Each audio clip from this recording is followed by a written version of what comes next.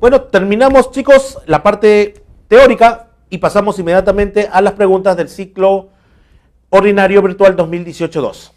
Comencemos. Pregunta 1. ¿Todo hombre es rico o pobre según el grado que pueda gozar de las cosas necesarias, convenientes y gratas de la vida? Pero una vez establecida la división del trabajo, es solo una parte muy pequeña de las mismas la que se puede procurar con el esfuerzo personal. La mayor parte de ellas se conseguirán mediante el trabajo de otras personas y será rico o pobre de acuerdo con la cantidad de trabajo ajeno que pueda disponer o se haya en condiciones de adquirir. Del texto anterior se deduce que el A. Trabajo es la medida del valor de cambio de toda clase de bienes. B. Trabajo es el esfuerzo realizado para conseguir los bienes. C. Valor de uso de los bienes depende de la división de trabajo. D. Trabajo realizado por dos personas distintas no se puede comparar. E. Trabajo utilizado permite determinar el precio de un bien. Entonces, la respuesta, según el texto, es la A. El valor se determina cuando las personas realizan los intercambios de bienes por dinero o por otros bienes y puede descomponerse en dos tipos de valor: el valor de uso, que expresa la utilidad del objeto, y el valor de cambio, que expresa la capacidad de compra de un bien. Recuerden que este concepto está en la escuela clásica, cuando se habla del valor de uso y de cambio, y se describe ahí el concepto, ¿no? El trabajo es la medida del valor de cambio de toda clase de bienes. Pregunta 2. Según el texto, una ciudad es una respuesta a las necesidades humanas. Ninguno de nosotros se basta a sí mismo, sino que necesita de muchas cosas. Así pues, cada uno va tomando consigo a tal hombre que para satisfacer esta necesidad y a tal otra para aquella. De este modo, al necesitar todos de muchas cosas, vamos reuniendo en una sola vivienda a multitud de personas de calidad de asociados y auxiliares, y a esta cohabitación damos el nombre de ciudad. Y cuando uno da a otro algo o lo toma de él, lo hace por considerar que ello redunda en su beneficio. Fuente Platón, La República, libro 2, página 369. De acuerdo con el texto, el concepto que corresponde es A. El origen de la ciudad en la especialización y la división de trabajo. B. El hombre busca satisfacer sus necesidades primarias y secundarias. C. Cada persona puede existir al margen de la sociedad. Y D. El egoísmo se debe buscar para conseguir la felicidad. E. Cada persona debe trabajar en forma individual. La respuesta es la A. De acuerdo al texto, el origen de la ciudad en la especialización y a la división del trabajo. Conceptos que maneja Platón, ¿no? La especialización en sus ciudades-estado y la división del trabajo. Pregunta 3. La existencia de organismos de dirección necesarios para asegurar el pleno empleo entrañará, claro está, una amplia extensión de las funciones tradicionales del Estado. Por otro lado, la teoría clásica moderna ha llamado la atención sobre los diversos casos en los que puede ser necesario moderar o dirigir el libre juego de las fuerzas económicas. Sin embargo, no sustituirá un amplio dominio sobre ellas, al menos allí donde la iniciativa y las responsabilidades privadas pueden ejercerse.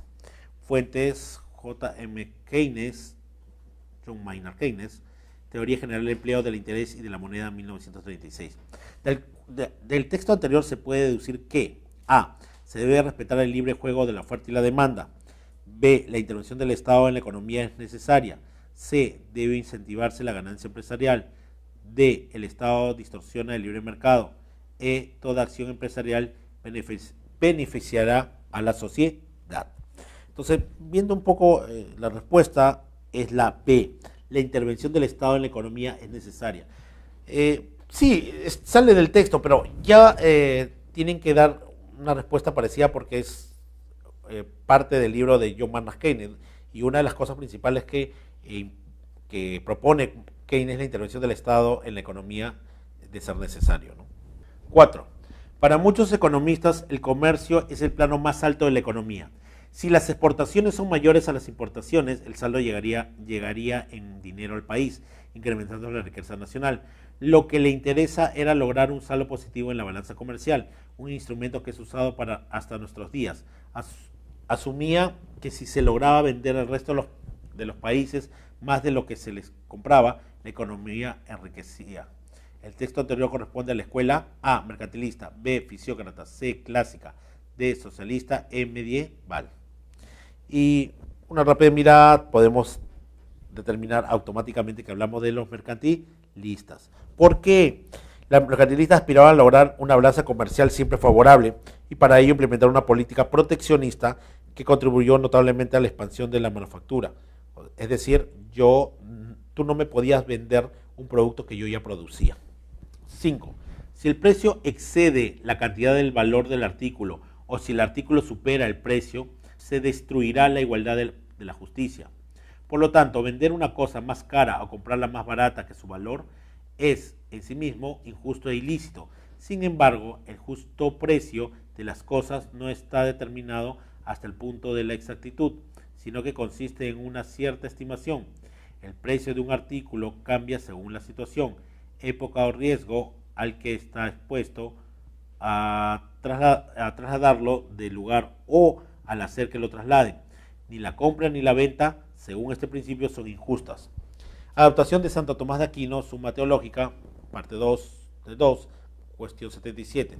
Del texto anterior se refiere al A, interés, B, usura, C, precio de mercado, D, justiprecio, E, precio real. Bueno, eso obviamente estamos hablando de la D, está hablando del justiprecio, que quiere decir, ya, habla de que el precio no exceda al valor del artículo, es decir, que no supere el valor del artículo ni que exceda ni que supera el precio. Entonces estamos hablando de el justiprecio, cobrar lo que realmente merece o el precio que tiene o el valor que tiene el producto. 6. El valor de una mercancía para la persona que la posee y que no tiene intención de consumirla, sino intercambiarla por otras mercancías, es igual a la cantidad de trabajo de que se puede disponer o comprar con la misma. El trabajo es, por lo tanto, la medida real del A, valor de uso, B, valor real, C, valor de cambio, D, precio real, E, precio nominal. Y la 6 es valor de cambio. ¿Por qué? El tiempo de trabajo socialmente necesario es la medida real del valor de cambio. 7. El artesano modela los productos de la naturaleza, el comerciante distribuye los productos terminados, simples cambios de forma y desplazamiento de lo que la naturaleza ofrece. Planeamiento determinado por los A, mercantilistas, B, fisiócratas, C, clásicos, D, socialistas, E, monetaristas. La respuesta es la B, los fisiócratas.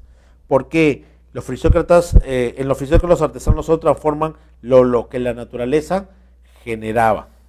8. El valor que posee la fuerza de trabajo y el valor que ésta puede crear difieren en tamaño. Este desfase es lo que se denomina A, ganancia, B, precio, C, plusvalía, E, salario y E, costos. La respuesta es la C, plusvalía. ¿Por qué? La diferencia entre lo que crea la fuerza de trabajo y lo que se paga es la plusvalía. La plusvalía es el trabajo remunerado que merece el empleador y que se lo queda el empleador. 9. Platón explica el origen de las ciudades como una agrupación de personas que practican distintos oficios y cuya cercanía favorece a sus integrantes, permitiéndoles acceder a todo tipo de bienes, por lo que se considera que su principal aporte a la economía es A, la defensa de la propiedad privada, B, el estudio del valor e intereses y el dinero, C, la distinción entre el valor de uso y de cambio, D, la importancia de la división del trabajo y E, la condena de la usura. Bueno, la respuesta de la 9 es la D, la importancia de la división de trabajo. Ya de por sí vamos decantándonos la respuesta porque estabas hablando de lo que explica Platón. Entonces tendría que ser división de trabajo, ¿ya?, especialización, ¿no?, o la forma de obtener riqueza que explica Platón. Y en este caso la respuesta correcta es la importancia de la división del trabajo. Y la 10, de acuerdo a los problemas económicos, determina la verdad o falsedad de los siguientes enunciados. 1. Las economías de planificación central permiten el funcionamiento de pequeños mercados de bienes de primera necesidad. 2 romano. Las economías mixtas permiten funcionamiento de mercados de productos de primera necesidad. 3 productos. La pregunta de cómo producir se resuelve dependiendo del desarrollo de la tecnología del país. Y 4 romano. Es una economía mixta. El Estado puede intervenir diciendo para quién producir con el objetivo de mejorar el resultado del mercado. Entonces, la respuesta, ¿qué sería? La respuesta, analicemos cada una de ellas. Las economías de planificación central permiten funcionamiento de pequeños mercados de bienes de primera necesidad. Falso. Las economías mixtas permiten funcionamiento de mercados de productos y de primera necesidad. Verdadero. La pregunta de cómo producir se resuelve dependiendo del desarrollo de la economía del país. Verdadero. En una economía mixta, el Estado puede intervenir diciendo para quién producir con el objetivo de mejorar el resultado del mercado. Y la respuesta es verdadero. Sería la D. Falso, verdadero, verdadero, verdadero. Bueno, chicos, terminamos la parte teórica y también las preguntas de la semana 1 del ciclo ordinario virtual 2018-2. Los espero la siguiente semana para seguir más con estos conceptos económicos muy útiles para ustedes. Hasta luego.